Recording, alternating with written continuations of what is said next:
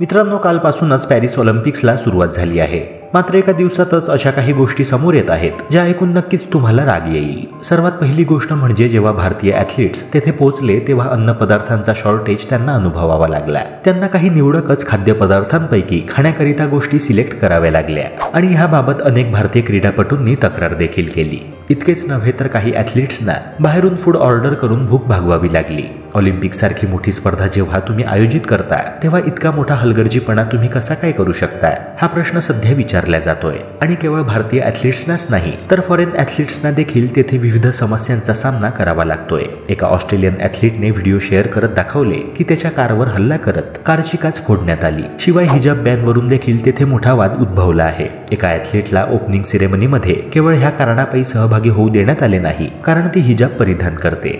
मित्रांनो, ह्या सर्व इन्सिडेंट्सवर तुमचे काय ओपिनियन आहे कमेंट सेक्शनद्वारे मला नक्की कळवा.